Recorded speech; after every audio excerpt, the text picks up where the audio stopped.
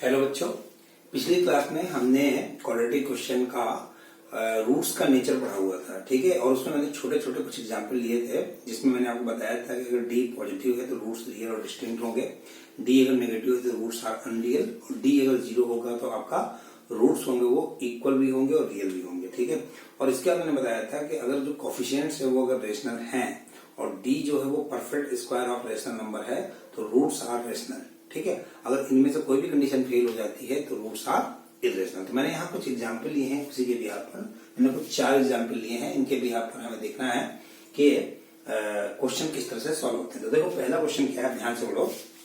इसमें लिखा हुआ है find the nature of the roots of the equation this, जहां पर जो ए है क्या है, एक रियल क्वांटिटी है। ठीक है, तो नेचर के लिए हम लोग सबसे पहले क्या ढूंढते हैं, नेचर के लिए हम निकालते हैं डी, और डी कितना आएगा, बी स्क्वायर माइनस 4ac, तो कितना आएगा बी स्क्वायर माइनस 4ac,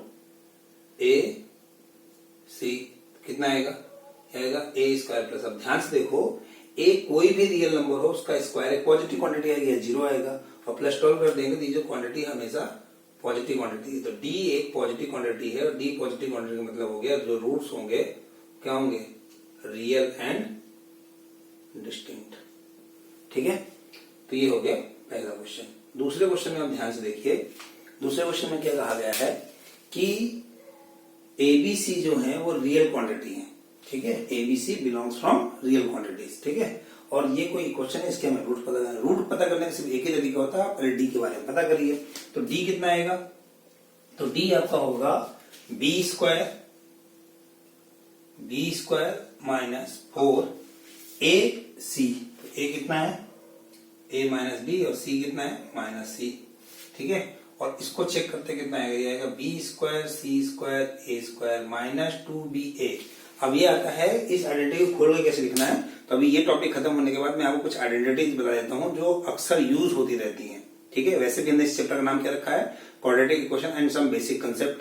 ठीक है, तो जितने भी छोटे छोटे कंसेप्ट हैं जो आपको पहले से याद होने चाहिए, मैं मान लेता हूं आपको नहीं भी पता है तो एक एक बार आप लिखते जाइएगा, मैं बताता जाऊंगा आपको। ठीक है, तो इसका स्क्वायर कैसे खोलते हैं, B square c square a square, इसका प्रोडक्ट। ठीक है, इसका प्रोडक्ट, इसका प्रोडक्ट, और क्या आएगा 2 आएगा। तो क्या आएगा 2 माइनस बी ए और माइनस 2ca 2bc, और यहां से क्या आ जाएगा, यहां से आएगा प्लस 4ac और माइनस 4bc। तो इससे रिजल्ट कितना आया, ए square b square c square, और इससे जो रिजल्ट आया वो आया माइनस 2ab, और इससे रिजल्ट आया प्लस 2ac, और इससे रिजल्ट आया 2bc। अब ध्यान से देखो ये क्या बन जाएगा, इसमें और इसमें माइनस है।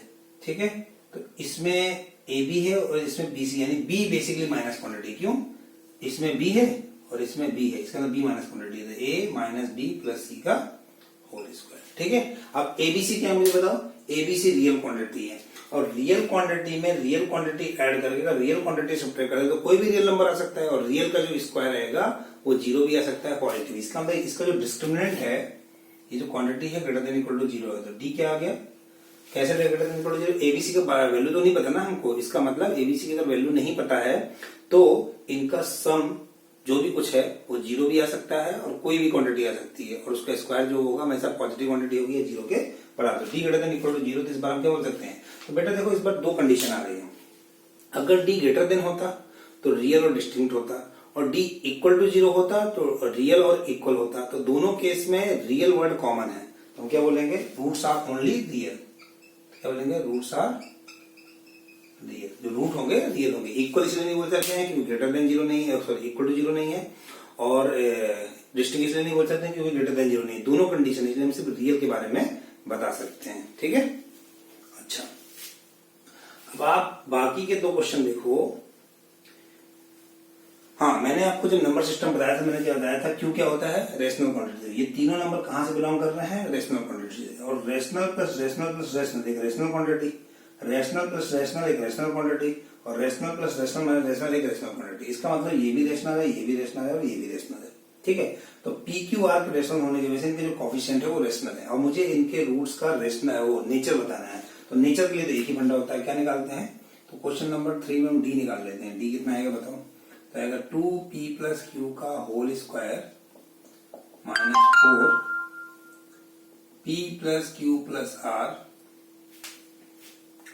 p plus q minus r. ठीक है, अब ये 4 आप कॉमन ले लीजिए, यहां से आ जाएगा p प्लस क्यू का होल स्क्वायर। ठीक है, और यहां पर आप ध्यान से देखो ये क्या लिखा हुआ है, ये लिखा हुआ है a प्लस बी। ध्यान से देखो ये लिखा है a प्लस बी, ये लिखा है a माइनस बी। तो ये भी आइडेंटिटी आपने पढ़ रखी है, a plus b into a minus b क्या होता है a square minus b square. तो p प्लस क्यू का whole square minus r square का बेस। तो यहां से क्या जाएगा, सॉल्व करोगे तो p प्लस क्यू का whole square minus p plus q का whole square plus r square, ये से कैंसिल हो जाएगा, ये आ जाएगा 4r स्क्वायर जो कि 2r के होल स्क्वायर के बराबर है।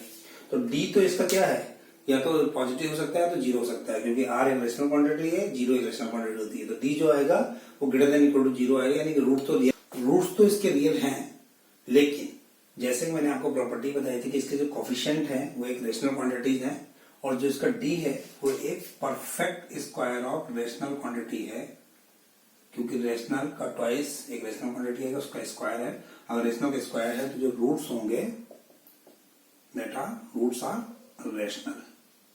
बताइए ना प्रॉपर्टी चौथी नंबर, नेचर ऑफ रूट्स की।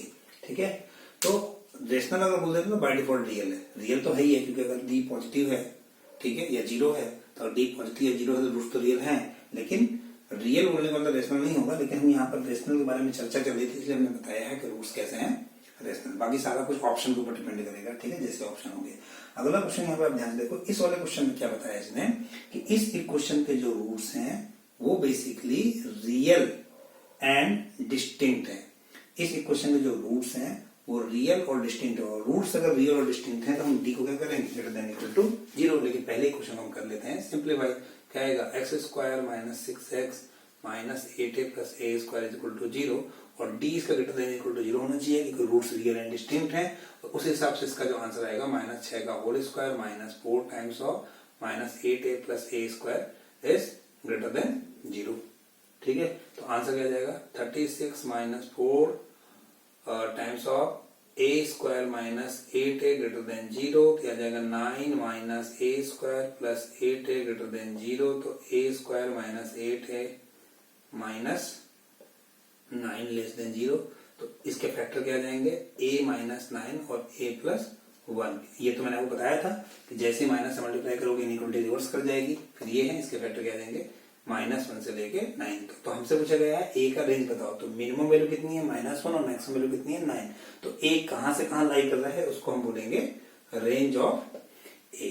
ठीक है, तो ये हुआ इस क्वेश्चन का आंसर। ठीक है, आगे मैं अब आपको यहाँ पर आप ध्यान से देखो, मैंने अभी एक चीज यूज करी थी, तो मैंने आपको बताया कि मैं सारी आइडेंटिटी आपको बता देता हूँ। आपने छोटी क्लासेस में लेके बहुत सारी आइडेंटिटी पढ़ी होंगी, कुछ आपने 5th में, कुछ 6th में, कुछ 7th में, कुछ 8th में, कुछ 9th में, लेकिन ये आइडेंटिटी बहुत ज्यादा फ्रिक्वेंटली यहाँ पर यूज होती हैं, लेकिन आपने कभी फोकस होकर नहीं पढ़ा, बस आपने शायद उसे याद किया है। तो मैं एक बार आपको सारी यहाँ पर रिकॉल करा देता हूँ, सारी आइडेंटिटीज लिख देता हूँ, और उसका यूज कैसे होना मैं ये भी बता देता हूँ। तो इसके हिसाब से फिर आप उसको आगे लर्न करने में आपको आसानी हो जाएगी। लेकिन अब आपको ये याद होनी चाहिए, अभी तक आप मजाक में ले लेते थे, लेकिन अब ये आपको याद होनी चाहिए, क्योंकि मैं बता रहा हूँ। मैं अभी तक तो मान लेता हूँ आपको आती नहीं, लेकिन अब मैं बता रहा हूँ तो आपको आनी चाहिए। ठीक है, तो देखते हैं आइडेंटिटी क्या है।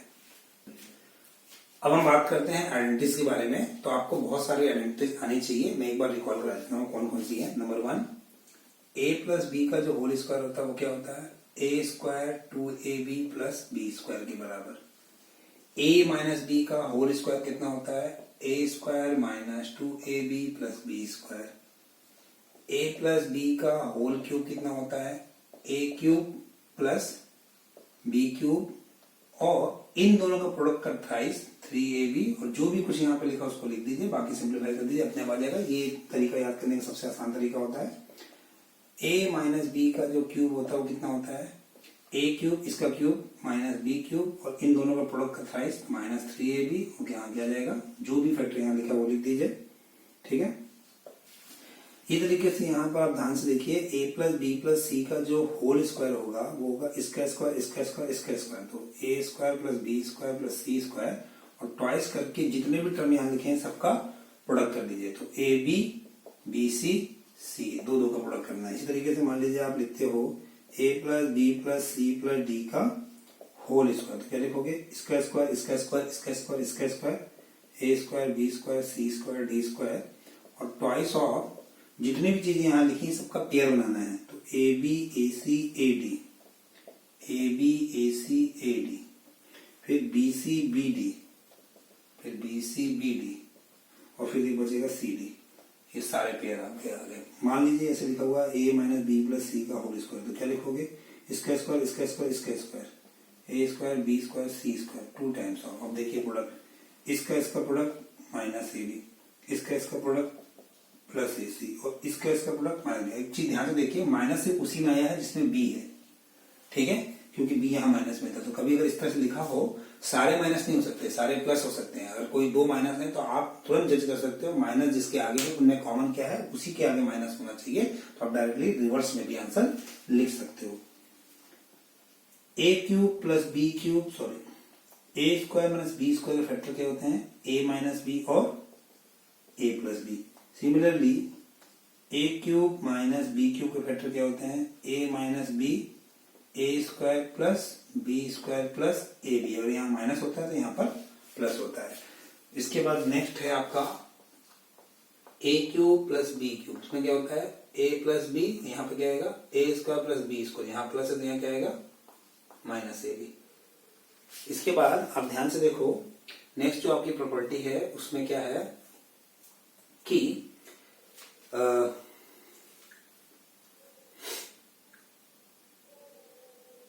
A cube x to the power n और y to the power n, यह जाएगा एक्स माइनस वाई। और यहाँ पर क्या लिखना है, ध्यान से देखो, अगर एक्स की पावर एन माइनस वाई की पावर एन है तो यहाँ माइनस लिखना है, और फिर क्या करना है, एक्स की एक पावर कम कर देना है। तो एक पावर कम कर दीजिए, क्या जाएगा एन माइनस वन, ठीक है, प्लस लगाइए, एक्स की एक पावर और कम कर दीजिए एन माइनस टू, फिर वाई की पावर एक बढ़ा दीजिए, एक्स की पावर एक पावर और कम कर दीजिए, वाई की एक बढ़ा दीजिए। ऐसा चलते चलते एक दिन ऐसा आएगा वाई की पावर एन माइनस वन हो जाएगा। लेकिन यहाँ पर एन क्या हो सकता है, कोई भी नेचुरल नंबर हो सकता है। फ्रैक्शन के लिए भी वर्क करेगा, लेकिन अभी हम यहाँ पर उस चीज के लिए इंटरेस्टेड नहीं है, अभी हम नेचुरल नंबर के लिए बात कर रहे हैं। इसी तरीके से एक्स की पावर एन और वाई की पावर एन को हम लिख सकते हैं एक्स प्लस वाई, और यहाँ पर आएगा एक्स की पावर एन माइनस वन, लेकिन माइनस आएगा, एक्स की power n minus two y आएगा, फिर प्लस आएगा एक्स की power n minus three y square आएगा। ये प्रोसीजर जब तक चलेगा, लास्ट में हमेशा एक पॉजिटिव क्वांटिटी ही आएगी। उसके पीछे रीजन ये है कि n सिर्फ और सिर्फ नेचुरल नंबर है और n एक ऑड क्वांटिटी है, ये इवन नंबर के लिए वर्क नहीं करता है। बड़ा सिंपल एग्जांपल है, x square plus y square का कोई फैक्टर नहीं होता है, लेकिन x cube plus y cube का फैक्टर होता है। क्या, x plus y x square minus x y y square. तो आप ध्यान से देखिए, इस पैटर्न को फॉलो कर रहा होगा, ठीक है। इसका क्यूब है, क्यूब में एक पावर कम कर दीजिए तो स्क्वायर आ जाएगा, ये रहा, ठीक है, माइनस में आएगा, एक्स की एक पावर और कम हो गई, फिर एक्स खत्म हो गया, लास्ट में हमेशा प्लस ही आएगा, ठीक है। तो इसलिए मैंने यहाँ पर लास्ट में हमेशा प्लस लिखा है। तो ये मैंने यहाँ पर लिखा हुआ है। अब ध्यान से देखो, यहाँ पर हम एक चीज और भी बोल सकते हैं कि ए स्क्वायर माइनस बी स्क्वायर, इन दो चीजों को प्रोडक्ट है। जैसे 6 को हम लिखेंगे 2 इंटू 3, तो हम बोलेंगे 6 जो डिविजिबल है वो 2 से भी डिविजिबल है और 3 से भी डिविजिबल है। इसी तरीके से हम बोलेंगे कि ए स्क्वायर माइनस बी स्क्वायर है जो, वो ए माइनस बी से भी डिविजिबल है, ये जो है वो a माइनस बी से डिविजिबल है। इस तरह से हम बोल सकते हैं ये जो क्वांटिटी है वो इससे डिविजिबल है, ये जो क्वांटिटी है वो इससे डिविजिबल है, ये जो क्वांटिटी है वो इससे डिविजिबल है ना। और डिविजिबिलिटी अगर आपको नहीं आती है तो उसका ही मैं अगला वही लेक्चर जब चलेगा तो उस लेक्चर में साथ में ही आपको डिविजिबिलिटी के बारे में भी बता दूंगा, ठीक है। तो अब ध्यान से देखो, ये मैंने कुछ प्रॉपर्टी यहाँ पर आइडेंटिटी लिखी। अभी यहाँ पर एक बहुत इंपॉर्टेंट आइडेंटिटी है, उसके बारे में भी देखो, उसको मैं यहाँ लिख देता हूँ। ये आइडेंटिटी आपने 9th में पढ़ी होगी। ये है a cube plus b cube plus c cube minus 3abc is equal to a plus b plus c, और a square plus b square plus c square minus a b minus b c और minus सी है, ठीक है। ये बहुत बहुत बहुत important है। पूरे मैथमेटिक्स में 3 वेरिएबल से रिलेटेड, क्यूबिक से रिलेटेड एक ही आइडेंटिटी, यानी पूरे मैथमेटिक्स में कहीं भी कोई क्वेश्चन ऐसा आ रहा है जहां पर 3 वेरिएबल हो और क्यूब से रिलेटेड काम करना हो, तो आपको तुरंत उस केस में इस आइडेंटिटी का इस्तेमाल कर लेना चाहिए, ठीक है। अब यहाँ पर एक चीज मैंने और लिखा है, इसमें एक और इम्पोर्टेंट काम है कि ये जो टर्म है अपने आप में एक बहुत इंपॉर्टेंट चीज है। ये आपको रटा हुआ होना चाहिए, आपका नाम आपको भूल जाए लेकिन आपको ये चीजें याद होनी चाहिए, ठीक है। तो ये जो चीज आएगी इसको ध्यान से देखिए, इसको हम लिख सकते हैं half times of a minus b का whole square, b minus c का whole square, c minus a का होल स्क्वायर। इसको आप खोल दीजिए, a स्क्वायर 2 बार आएगा, b स्क्वायर 2 बार आएगा, c स्क्वायर 2 बार आएगा, -2ba आएगा, -2bc आएगा, -2c आएगा, 2 से डिवाइड करोगे तो ऑटोमेटिकली बन जाएगा। अब ध्यान से देखो, square plus square plus square, या तो ये क्वांटिटी पॉजिटिव होगी और अगर abc बराबर होगा तो ये क्वांटिटी 0 हो जाएगी, यानी ये क्वांटिटी हमेशा किससे बड़ी है? 0 से बड़ी है, बराबर है। तो हम इस चीज को तो पहले इसके बराबर ले सकते हैं। अगर हमसे पूछे ये क्वांटिटी पॉजिटिव है नेगेटिव, तो हम बोल सकते हैं ये क्वांटिटी ऑलवेज पॉजिटिव है या तो 0 के बराबर है। और इसी में एक हम पॉइंट और जोड़ना चाह रहे हैं, इसी से मिलता हुआ, कि इफ इस वाले में a प्लस बी प्लस सी की वैल्यू जो है वो 0 के बराबर है, तो हम बोल सकते हैं क्या, अगर ये 0 के बराबर है तो 0 इंटू एनीथिंग बिकम 0 और समथिंग इज इक्वल टू 0, तो इसको हम यहां ले जाएंगे तो क्या हो जाएगा, a cube plus b cube plus c cube is equal to 3b। तो एक चीज का ध्यान रखिएगा हमेशा, अगर 3 क्वांटिटी का सम 0 हो रहा है तो तीनों का क्यूब का सम उनके थ्राइस ऑफ प्रोडक्ट के बराबर हो जाता है। ठीक है, तो इसमें मैं इस आइडेंटिटी का देखो मैं यूज करके प्रॉब्लम बताता हूं आपको, बड़ी सिंपल सी प्रॉब्लम है। ठीक है, क्वेश्चन है इफ a नॉट बराबर b नॉट बराबर c देन फाइंड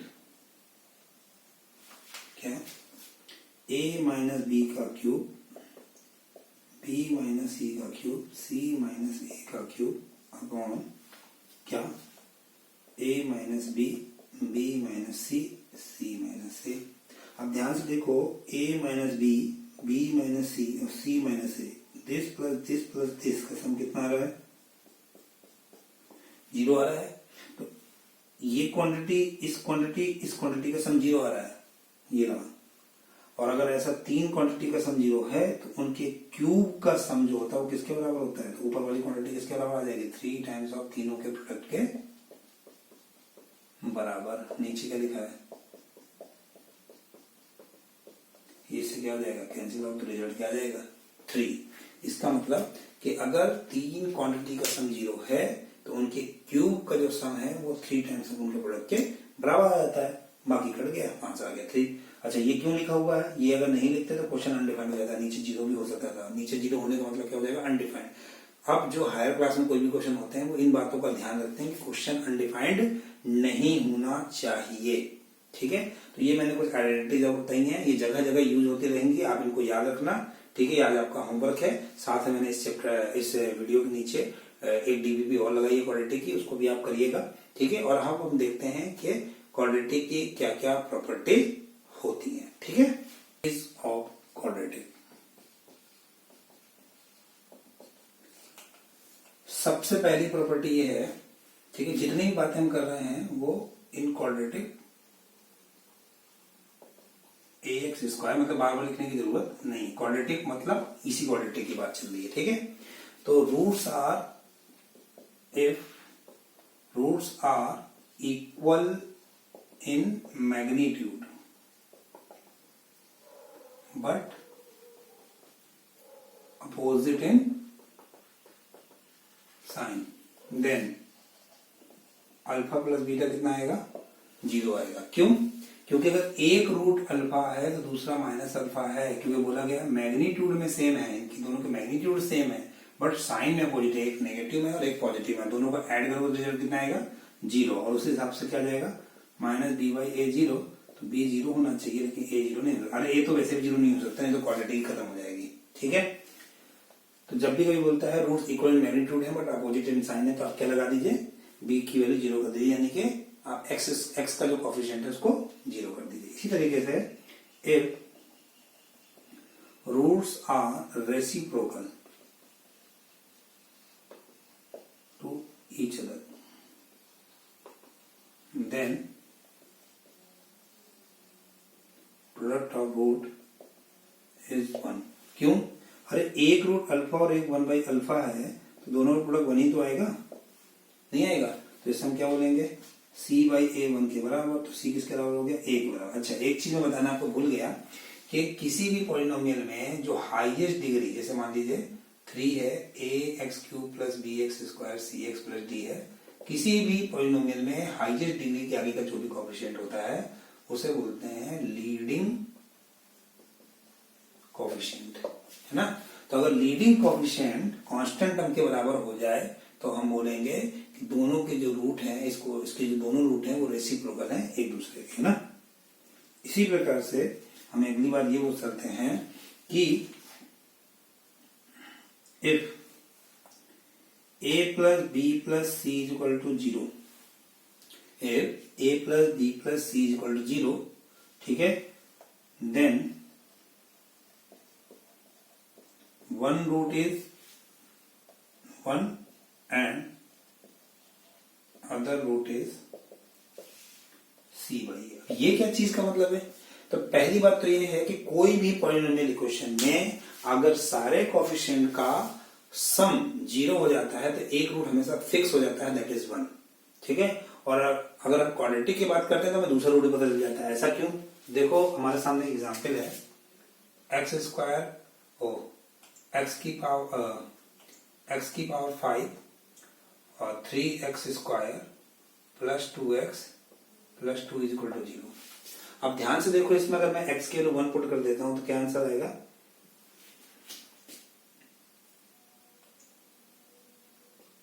ध्यान से देखो, इसमें अगर मैं x के 1 पुट कर देता हूं तो रिजल्ट क्या आएगा? 1 माइनस 5 प्लस 2 रिजल्ट आ रहा है 0, ठीक है। और 1 है क्या बेसिकली? इसका कोएफिशिएंट, इसका कोएफिशिएंट, इसका कोएफिशिएंट, इसका कोएफिशिएंट। तो अगर 1 पुट करने पर रिजल्ट 0 हो रहा है, इसका मतलब x माइनस 1 इसका फैक्टर हुआ, और x माइनस 1 फैक्टर हुआ तो x इक्वल टू 1 इसका क्या हो गया? रूट। और वही तो 1 पुट करने का मतलब बेसिकली कोएफिशिएंट बन गया ना, क्योंकि x का रूल समाप्त हो गया। तो अगर किसी पॉलिनोमियल में x के सारे कोएफिशिएंट का सम, जितने भी कोएफिशिएंट है सबका सम अगर 0 आता है तो एक रूट फिक्स हो जाता है। लेकिन इस केस में 2 मिनट के लिए मान लो fx क्या है? ax square plus bx plus c है। तो अगर मैं यहाँ पर c बाई a डाल दूं तो क्या आ जाएगा? ac square by a square, bc by a और c, और इसको सिंप्लीफाई करूंगा क्या आ जाएगा? ये आ जाएगा c square by a bc by a plus c। तो c अगर मैंने कॉमन लिया c बाई a तो क्या बन गया? c plus b plus a, और क्योंकि आपने बोल रखा है 0 है तो क्या आ गया? c by a into 0, result आ जाएगा 0। तो हम बोल सकते हैं कि रिजल्ट 0 आने का मतलब है कि c बाई a इसको क्या कर रहा है? सेटिस्फाई कर रहा है। और कोई टर्म अगर किसी को सेटिस्फाई कर रहा है इसका मतलब वो उसका क्या हो गया? रूट हो गया। तो इसका मतलब अगर क्वाड्रेटिक में कभी भी ऐसा कहा जा रहा है कि उसके सारे कोएफिशिएंट का सम 0 है तो बाय डिफॉल्ट थ्योरी के हिसाब से एक रूट तो 1 हो जाता है, लेकिन क्वाड्रेटिक है इसलिए दूसरा रूट भी फिक्स हो जाता है, that is constant upon leading term. अब देखो हम चौथी प्रॉपर्टी की बात कर रहे हैं। चौथी प्रॉपर्टी क्या है?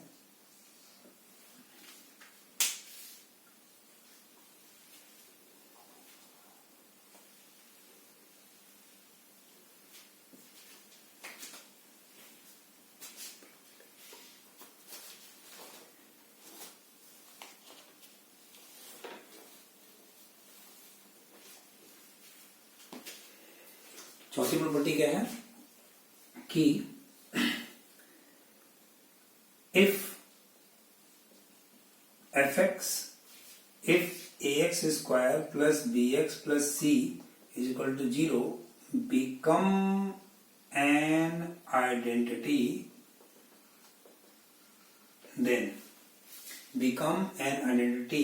देन हम बोल सकते हैं कि a भी 0 होना चाहिए, b भी 0 होना चाहिए और c भी 0 होना चाहिए। तीनों क्वांटिटी साइमल्टेनियसली 0 होना चाहिए। क्यों? पहली बात तो ये एक इक्वेशन है और हमने भी बताया था अगर पॉलिनोमियल की डिग्री जितनी होगी उससे ज्यादा रूट हो ही नहीं सकते हैं। अगर इसकी डिग्री 2 है तो इसके 2 से ज्यादा रूट हो ही नहीं सकते हैं। लेकिन ये कह रहा है कि एक आइडेंटिटी है, इसका मतलब इसकी एक से ज्यादा वैल्यूज को सेटिस्फाई होनी चाहिए और वो तो हो ही नहीं सकती है। तो इधर का मतलब ये होगा कि ये पक्का इस तरह से लिखा होगा कि ax square plus bx plus c equal to 0 में इस तरह लिखा होगा 0x स्क्वायर 0x प्लस 0। बताओ x की किस वैल्यू के लिए ये रिजल्ट 0 आएगा?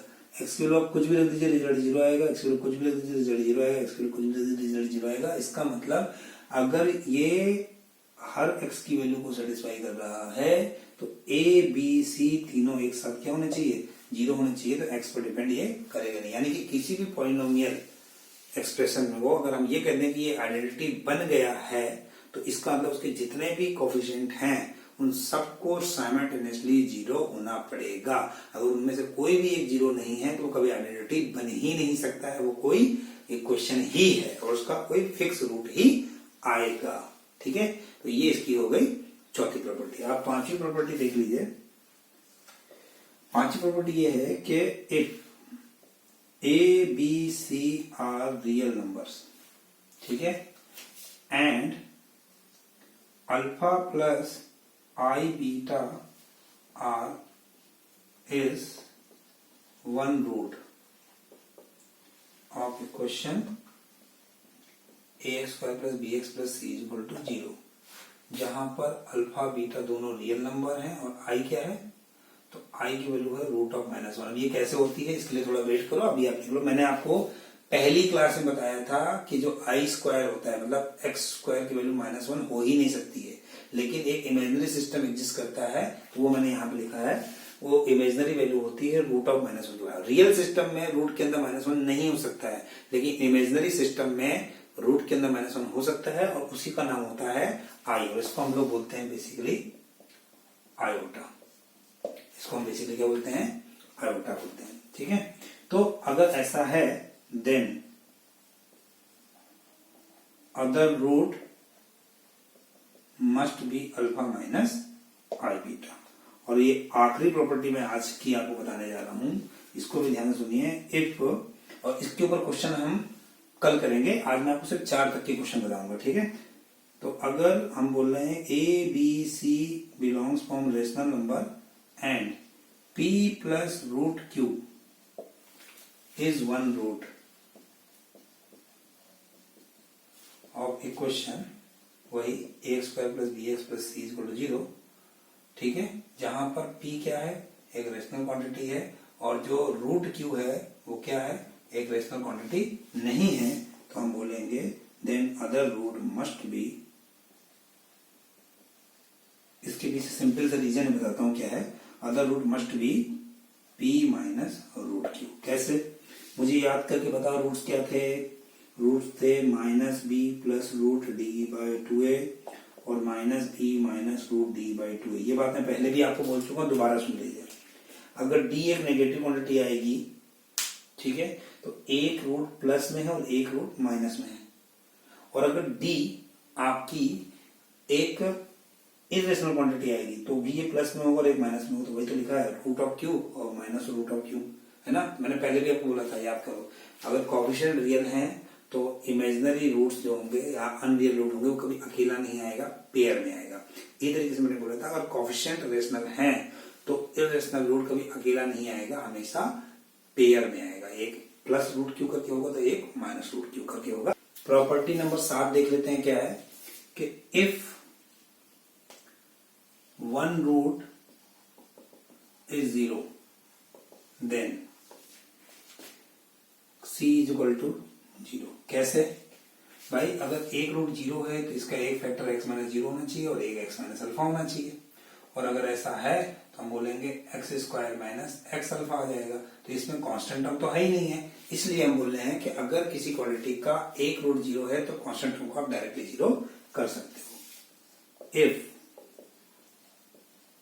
Both the roots are zero then आप क्या करोगे, b को भी जीरो करना है एंड c को भी जीरो करना है। a तो जीरो हो ही नहीं सकता, नहीं तो क्वाड्रेटिक खत्म हो जाएगी, है ना।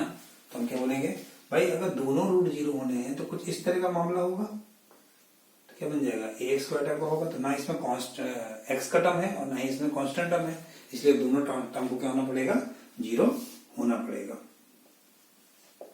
If one root tending to infinity, tending इसलिए लिखा क्योंकि इन्फिनिटी कोई नंबर नहीं होता है, ये बहुत बड़ा नंबर होता है, और बहुत बड़े नंबर की तरफ हम जा सकते हैं, वहां पे पहुंच कर नहीं सकते क्योंकि उसके बाद भी कोई ना कोई नंबर होगा। तो if one root tending to infinity then a is equal to zero, a tending to zero. कैसे, बड़ा सिंपल सा लॉजिक है। ax square plus b x plus zero के रूट है, मान लीजिए इन्फिनिटी और अल्फा, ठीक है, इन्फिनिटी और अल्फा। अब मैंने आपको एक तरीका कल बताया था कि अगर हम कोफिशिएंट को पलट दें तो इक्वेशन के रूट क्या हो जाते हैं, रेसिप्रोकल। तो इसको हम क्या लिख सकते हैं, c x square b x plus a equal to 0। तो इसका रूट हो जाएगा 1/∞ और 1/α हो जाएगा। ठीक है, अब ये क्या हो गया, ये हो जाएगा 0 और ये हो जाएगा 1/α। और क्योंकि अगर एक रूट 0 है तो कांस्टेंट हम इस इक्वेशन का जो कांस्टेंट है दैट मस्ट बी 0, नहीं, क्योंकि 1/∞ इंफिनिटी तक टेंड करेगा तो रिजल्ट 0। इंफिनिटी कोई नंबर होता ही नहीं है ना, एक तो बहुत बड़ा नंबर का एजम्पशन है ये। तो ये 0 की तरफ टेंड करेगा, ये 0 की तरफ टेंड करेगा, तो रिजल्ट भी बोलेंगे 0 की तरफ टेंड करेगा। ठीक है, सिमिलरली हम क्या बोलेंगे कि if both the roots are infinity then tending to infinity, है ना, both the roots are tending to infinity, then हम क्या बोलेंगे, a b tending to 0 and b b tending to 0। क्यों, क्योंकि इस बार ध्यान से देखो, अगर इस इक्वेशन के रूट दोनों इन्फिनिटी हो गए तो इसकी रेसिप्रोकल इक्वेशन के जो रूट हो जाएंगे दोनों इन्फिनिटी हो जाएंगे। और अगर दोनों 0 हो गए तो दोनों 0 होने का मतलब कांस्टेंट भी 0 हो जाएगा और एक्स का टर्म भी 0 हो जाएगा इस वाले फंडे के हिसाब से। ठीक है, तो कांस्टेंट भी 0 हो जाएगा और एक्स का टर्म भी 0 हो जाएगा। तो उस हिसाब से क्या जाएगा, जो ए का टर्म है वो भी 0 की तरफ टेंड कर जाएगा, बी का टर्म भी 0 की तरफ टेंड कर जाएगा। क्योंकि 0 है नहीं, टेंडिंग टू 0 है, तो रिजल्ट 0 की तरफ टेंड कर जाएगा। तो ये कुछ प्रॉपर्टी थी। तो मैंने क्या क्या आपको बताया, मैं एक बार रिकॉल कर देता हूं आपको। मैंने आपको बताया सबसे पहले कि अगर इक्वल इन मैग्नीट्यूड है और अपोजिट इन साइन है रूट, तो सम ऑफ रूट को 0 कर दीजिए। अगर रूट्स रेसिप्रोकल हैं तो प्रोडक्ट ऑफ रूट को 0 कर दीजिए। ठीक है, अगर सारे कोफिशिएंट का सम 0 है तो एक रूट हमेशा 1 होगा किसी भी पॉलिनोमियल में। देखिए, अगर क्वाड्रेटिक की बात कर रहे हैं तो दूसरा रूट भी हम बता सकते हैं, दैट इज c/a। ठीक है, इसी तरीके से मैंने बताया कि अगर आप कोई भी पॉलिनोमियल को आप कह दे रहे हो कि ये आइडेंटिटी में कन्वर्ट हो रही है तो उसके सारे कोफिशिएंट जो होंगे दैट शुड बी 0 साइमल्टेनियसली। इसके बाद मैंने आपको बताया कि अगर किसी रियल कोफिशिएंट वाली क्वाड्रेटिक का एक root alpha plus i beta के फॉर्म में है, जहां पर आई का मतलब आयोटा है, आयोटा क्या होता है हम आगे आपको बताएंगे। ठीक है, तो दूसरा रूट हमेशा अल्फा माइनस आई बीटा होगा, या कह दीजिए अगर एक अल्फा माइनस आई बीटा है दूसरा अल्फा प्लस आई बीटा होगा। इस तरीके से अगर सारे कोफिशिएंट रेशनल हैं तो एक रूट आपका p प्लस रूट क्यू होगा और दूसरा p माइनस रूट क्यू होगा, या उसका उल्टा बोल दीजिए p माइनस रूट क्यू होगा तो p प्लस रूट क्यू होगा, लेकिन root q must be irrational. ठीक है, अगर किसी क्वाड्रेटिक का एक रूट 0 होगा तो कांस्टेंट को 0 करना है, दोनों रूट 0 होंगे तो b और c को 0 करना है, यानी कांस्टेंट और x का कोफिशिएंट को 0 करना है। इस तरीके से अगर किसी क्वाड्रेटिक इक्वेशन का एक रूट टेंडिंग टू इन्फिनिटी होगा तो हमें a को टेंडिंग टू 0 कराना पड़ेगा, और दोनों रूट अगर टेंडिंग टू 0 होंगे, इन्फिनिटी होंगे, तो a और b यानी लीडिंग कोफिशिएंट और कोफिशिएंट ऑफ x दोनों टेंडिंग टू हमें 0 कराना पड़ेगा। आज मैं सिर्फ आपको प्रॉपर्टी नंबर 4 तक के कुछ एग्जाम्पल लेके बताऊंगा, और बाकी के मैं एग्जाम्पल और एडिशनल एग्जाम्पल मैं आपको अगली क्लास में बताऊंगा। ठीक है, तो यहां मैंने 3 एग्जाम्पल लिए हुए हैं। पहले क्वेश्चन में क्या कह रहा है, ध्यान से देखो, find the value of k if roots of 5x² plus 13x plus k is equal to 0 have reciprocal root. तो मैंने आपको क्या बताया कि रूट अगर रेसिप्रोकल होते हैं तो जो प्रोडक्ट ऑफ रूट आएगा दैट शुड बी 1। तो प्रोडक्ट ऑफ रूट कितना आएगा, c/a। तो k/5 इज इक्वल टू 1, तो k की वैल्यू कितनी आएगी, 5 के बराबर आएगी। अब अगले क्वेश्चन में आप ध्यान से देखो क्या लिखा है, find the value of k if roots of equation this are equal in magnitude but opposite in sign. तो मैंने आपको क्या बताया, अगर equal in magnitude but opposite in sign होता है तो सम ऑफ रूट होता है दैट मस्ट बी 0। क्यों, क्योंकि भाई एक रूट पॉजिटिव और एक रूट नेगेटिव मैग्नीट्यूड में सेम है, तो सम ऑफ रूट 0 हो जाएगा। और सम ऑफ रूट कितना होता है माइनस b/a। तो कितना आएगा, k² minus 1 k² minus 3k plus 2 is equal to 0 होना चाहिए, है ना। इसको सॉल्व करोगे तो k की 2 वैल्यू आ रही होगी, एक वैल्यू 1 आ रही होगी, एक वैल्यू -1। k की वैल्यू 1 नहीं हो सकती है, क्यों नहीं हो सकती है, क्योंकि k की वैल्यू 1 हो जाएगी तो नीचे भी 0 आ जाएगा, ऊपर भी 0 आ जाएगा। नीचे 0 आने वाला अनडिफाइंड है, तो आगे 0 आ जाएगा तो क्वाड्रेटिक ही खत्म हो जाएगी बेसिकली, है ना। तो x k की जो वैल्यू आएगी यहाँ से वो आएगी -1 के बराबर। अब यहाँ पर आप ध्यान से देखो, यहाँ पे क्या लिखा हुआ है, if root of b minus c x square plus c minus ax minus a minus b is equal to 0 have equal roots, then find abc किस में होंगे, ये कह दो abc किस में है। अब देखो सबसे जरूरी बात यह है कि लोग जनरली ये कहते हैं कि रूट्स अगर इक्वल हैं तो d को 0 कर दो, ये तो सबको आता है, लेकिन यहाँ पर देखो शॉर्टकट क्या है, ध्यान से देखो। इसका इसका इसका सम कितना आ रहा है, तो b minus c, c minus a और a माइनस b का जो सम है वो आ रहा है 0, और इसका सम अगर 0 आ रहा है तो आपने भी पढ़ा था कि क्वाड्रेटिक इक्वेशन के अगर कोएफिशिएंट जो है उसका सम अगर 0 है तो एक रूट आता है 1 और दूसरा रूट आता है c by a, c by a मतलब दिस अपॉन दिस, कितना आया a minus b upon b minus c, इसके बराबर कर दो। क्यों, क्योंकि एज पर क्वेश्चन रूट्स कैसे हैं, इक्वल हैं। कोएफिशिएंट का सम अगर 0 है बाय ऑब्जर्वेशन तो हम कह सकते हैं एक रूट 1 आएगा और एक आएगा c बाई ए, तो उनका जो सम आएगा है ना, तो उसके हिसाब से रूट इक्वल है तो बराबर कर दिया, तो कितना आ गया b minus c is equal to a minus b, तो 2b इज इक्वल टू कितना आ गया a प्लस सी। और आपने 10th में पढ़ा है ये कंडीशन कब आती है, जब abc किस में होते हैं, एपी में, अरिथमेटिक प्रोग्रेशन में होते हैं, है ना। कैसे, फर्स्ट माइनस सेकंड सेम आ रहा है, सेकंड माइनस थर्ड भी सेम आ रहा है, इसका मतलब रूट्स जो होंगे वो किस में होंगे, एपी में होंगे। एक बार मैं रिकॉल करा देता हूं आपको और कुछ नई नई कंडीशन भी आपको बता देता हूं कैसे कैसे होती हैं, तो ध्यान से बोर्ड पर देखो। एक सीरीज होती है एपी, एपी मतलब होता है अरिथमेटिक प्रोग्रेशन, है ना। और अरिथमेटिक प्रोग्रेशन क्या होता है 1 3 5 7, जिसमें क्या होता है इनका जो डिफरेंस है वो सेम रहेगा, है ना। और इसमें क्या होगा, जैसे मान लो अगर ए बी सी किसमें है, एपी में है, तो हम बोल सकते हैं इसका डिफरेंस सेम आएगा, तो क्या आएगा 2b is equal to a plus c. तो कहीं पर अगर ऐसा लिखा हुआ है कि बीच वाले का जो टॉइस है वो फर्स्ट प्लस थर्ड के बराबर है, तो हम बोलेंगे नंबर किसमें है, एपी में। इसी तरीके से आप ध्यान से देखो, दूसरी एक सीरीज होती है जियोमेट्रिकल प्रोग्रेशन, ये यूज पड़ेगा तो मैं भी थोड़ा सा बता देता हूँ, वैसे तो पूरा चैप्टर आएगा इसका, ठीक है, वहां पर हम डिटेल में पढ़ेंगे, ठीक है, चैप्टर नंबर 9, ठीक है। तो ज्योमेट्रिकल प्रोग्रेशन शॉर्ट में बोलते हैं जीपी, जैसे एग्जांपल के लिए 1 3 9 27 81। ध्यान से देखो इसमें क्या खास बात है, इसका जो रेशियो है वो 3 है, इसका जो रेशियो है वो भी 3 है, इसका जो रेशियो वो भी 3 है। तो अगर रेशियो सेम होता है तो हम बोलते हैं कि number are in geometric progression. तो अगर मैं बोल रहा हूँ एबीसी आर इन जीपी, तो हम क्या बोलेंगे b by a same as c by b, तो रिजल्ट क्या आएगा b square is equal to a c. अगर बीच वाले नंबर का स्क्वायर फर्स्ट इंटू थर्ड के बराबर हो जाए तो नंबर जीपी में होते हैं। सिमिलरली एक वर्ड यूज हुआ कहीं पे बार बार, हार्मोनिक। जब ये चैप्टर आएगा हम डिटेल में बहुत कुछ पढ़ेंगे, लेकिन अभी मैं सिर्फ आपको इंट्रोडक्शन दे रहा हूं। हार्मोनिक प्रोग्रेशन एचपी, ठीक है। तो उसमें क्या होता है, जैसे कोई सीरीज अगर एपी में लिखी है लेकिन उसका रेसिप्रोकल लिखा हुआ है, जैसे 2 और 3 का डिफरेंस 1 है, 3 और 4 का डिफरेंस 1 है, 4 और 5 का डिफरेंस 1 है, लेकिन रेसिप्रोकल में लिखा हुआ है, तो ऐसी सीरीज को हम बोलते हैं एचपी।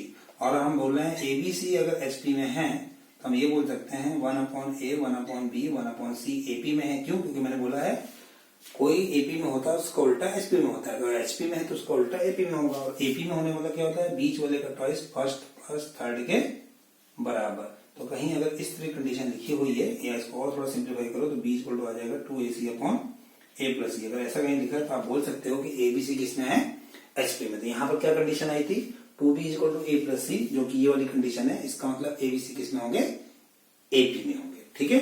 बात समझ में आई। मैं अगला क्वेश्चन देता हूँ, उसको आप ध्यान से देखो। यहाँ मैंने 2 क्वेश्चन लिए हैं। पहले क्वेश्चन में मुझे ये बताना है कि अगर ये इक्वेशन जो लिखी है अगर ये एक आइडेंटिटी बन जाए तो k की वैल्यू कितनी होनी चाहिए, ठीक है। तो इसमें ध्यान से देखो, मैंने बताया था कि कोई क्वाड्रेटिक अगर आइडेंटिटी बन रही है तो उसमें एक्स स्क्वायर का जो कोफिशिएंट है वो 0 होना चाहिए, ठीक है। उसी टाइम पर सेम टाइम पर जो एक्स का कोफिशिएंट है वो भी 0 होना चाहिए, और उसी टाइम पर इसका कोफिशिएंट भी 0, यानी कि कांस्टेंट टर्म भी 0 होना चाहिए। इसके हिसाब से जो k की वैल्यू आ रही है वो 1 और 2 आ रही है, इसके हिसाब से जो k की वैल्यू आ रही है वो 4 और 1 आ रही है, इसके हिसाब से जो k की वैल्यू आ रही है वो 5 और 6 आ रही है, ठीक है, 5 और 1 आ रही है। तो हमें सबसे पहले ये देखना है k की वैल्यू क्या होगी। k की बहुत सारी वैल्यू आ रही है, 1 भी आ रही है, 2 भी आ रही है, 4 भी आ रही है, 5 भी आ रही है। तो कौन सी वैल्यू के की होगी? तो के की वैल्यू 5 बिल्कुल नहीं होगी, क्योंकि 5 पर ये 0 है, लेकिन ये और ये 0 नहीं है। हमें वो के चाहिए जिससे ये भी 0 हो, ये भी 0 हो, ये भी 0 हो, क्योंकि तीनों एक साथ 0 होने चाहिए। 4 भी नहीं हो सकती, क्योंकि 4 में ये 0 हो रहा है, ये और ये 0 नहीं हो रहा है। और 2 भी नहीं हो सकती, क्योंकि 2 में ये 0 हो रहा है, ये और ये 0 नहीं हो रहा है। लेकिन 1 एक ऐसी वैल्यू जो इसमें भी है, इसमें भी है, इसमें, यानी 1 से तीनों एक साथ 0 हो जाएंगे। तो के की जो असली वैल्यू होगी वो क्या होगी? 1 के बराबर होगी। अब अगला क्वेश्चन आप ध्यान से देखो, इसमें क्या लिखा हुआ है कि अगर लिखी हुई क्वेश्चन एक आइडेंटिटी है, मतलब पॉलिनोमियल इक्वेशन अगर आइडेंटिटी बन जा रही है, इसका अंदर ये बहुत सारे एक्स को सेटिस्फाई करेगी। इसके अंदर जो एक्स का कोएफिशिएंट होगा उसे भी 0 होना चाहिए, जो एक्स का कोएफिशिएंट है उसे भी 0 होना पड़ेगा, जो कांस्टेंट है उसे भी 0। पहले तो इसे क्वाड्रेटिक बना लो ध्यान से। तो सिंप्लीफाई करो, क्या आएगा? ax square 2ax plus a और b times of x square minus 2x minus 3, यानी ऐसे लिख दो 2bx माइनस 3b और cx plus 1 is equal to 0। तब इसको सिंप्लीफाई करो, क्या बन जाएगा? ये बन जाएगा a plus b x square और 2a एक्स का कोएफिशिएंट माइनस 2b और प्लस c। ये हो गया एक्स का कोएफिशिएंट, सारे एक्स वाले टर्म एक साथ कर लिए और कांस्टेंट टर्म आ जाएगा a minus 3b plus 1 is equal to 0। और एज पर क्वेश्चन अगर ये आइडेंटिटी है ना, अगर ये आइडेंटिटी है तो a प्लस बी को भी 0 होना पड़ेगा, and 2a minus 2b plus c को भी 0 होना पड़ेगा, एंड और a माइनस 3b प्लस 1 को भी 0 होना पड़ेगा। ठीक है, तो इधर से a बराबर कितना है? Minus B. इधर यूज कर लेते हैं, तो a बराबर माइनस बी रखने पर कितना आ गया? ये आ गया 4a plus c equal to 0। यहाँ पर रख देते हैं माइनस बी माइनस 3b। ठीक है, minus b minus 3b plus 1 is equal to 0। तो b की जो वैल्यू आएगी 1/4 आएगी, तो जो a की वैल्यू आएगी वो माइनस 1/4 आएगी। और इसको यहाँ पर पुट कर दोगे, इसको यहाँ पुट कर दोगे a की वैल्यू माइनस 1/4, तो c की जो वैल्यू आएगी वो 1 के बराबर आएगी। तो a की वैल्यू आएगी माइनस 1/4, b की वैल्यू आएगी 1/4 और c की जो वैल्यू आएगी वो 1 के बराबर आएगी। तो ये मैंने आइडेंटिटी कुछ एग्जाम्पल लिए थे, और भी बहुत सारे एग्जाम्पल होते हैं, लेकिन वो मैं आपको अगली क्लास में लेके बताऊंगा। और अगली क्लास में मैं आपको इसकी कुछ और प्रॉपर्टी, ट्रांसफॉर्मेशन ऑफ इक्वेशंस, ठीक है, कि मतलब किसी इक्वेशन के अगर रूट को चेंज कर दें तो ट्रांसफॉर्म होकर वो नई इक्वेशन कैसे बन जाएगी, फैक्टर लॉजिक, इन सब चीजों के ऊपर कुछ क्वेश्चन बताऊंगा, और एक जनरल इक्वेशन का भी आइडिया मैं आपको अगली क्लास में दूंगा। ठीक है, आज के लिए इतने ही रख रहे हैं। और इस वीडियो के नीचे भी मैंने एक डीपीपी डाली है जो क्वाड्रेटिक इक्वेशन से, इन प्रॉपर्टी से रिलेटेड होगी, तो उसको आप कर लीजिएगा। और उसको भी आप, कोई डाउट अगर आता है तो आप मुझसे दिए हुए व्हाट्सएप नंबर पे आप पूछ लीजिएगा। Thank you.